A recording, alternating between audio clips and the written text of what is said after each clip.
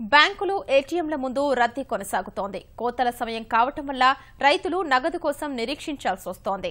కేంద్ర రాష్ట్ర ప్రభుత్వాల పిలుపుతో నగదు రహిత లావాదేవీలపై పలు సంస్థలు అవగాహన కలిగిస్తున్నాయి.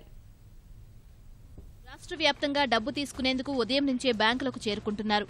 ఏ ఏటీఎంలో నగదు ఉందా అని వెతుకుతున్నారు. కొన్ని చోట్ల నగదు లభిస్తే మరికొన్ని చోట్ల వెనుతిరగాల్సిన పరిస్థితి ఏర్పడుతోంది.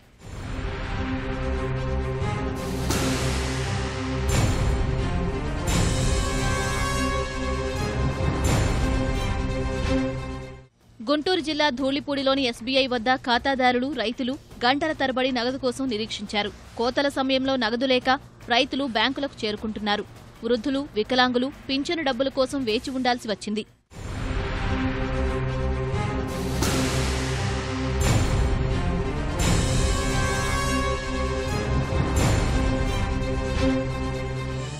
సులభతరమైన లావాదేవీల్లో భాగంగా నగదు రహిత పద్ధతులపై పలు సంస్థలు అవగాహన కార్యక్రమాలు ముమ్మరం చేశాయి.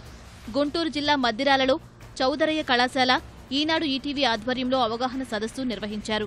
డెబిట్, క్రెడిట్, రూపే కార్డులు, మొబైల్ బ్యాంకింగ్పై విద్యార్థులకు, అధ్యాపకులు, నిపుణులు వివరించారు. ఈ పద్ధతులను తల్లిదండ్రులకు, గ్రామస్తులకు తెలపాలని సూచించారు. అనంతపురం జిల్లా కొండంపల్లిలో ఈనాడు ఈటీవీ ఆధ్వర్యంలో విద్యార్థులు ర్యాలీ నిర్వహించారు.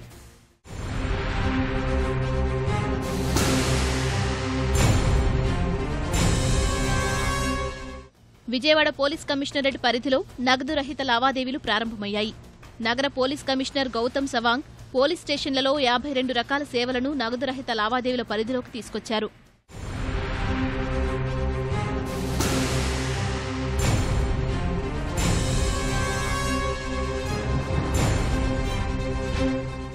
తూర్పుగోదావరి జిల్లా ఏలేశ్వరంలో ఎస్బీఐ, ఆంధ్ర బ్యాంక్ ముందు municipal chairman Parvathi, vice chairman Satyanarayana, పలువురు కౌన్సిలర్లు, లారీ ఓనర్లు, తెలుగుదేశం నేతలు ఆందోళన నిర్వహించారు. నగదు పంపిణీలో బ్యాంకుల పనితీరు మెరుగుపడాలని డిమాండ్ చేశారు.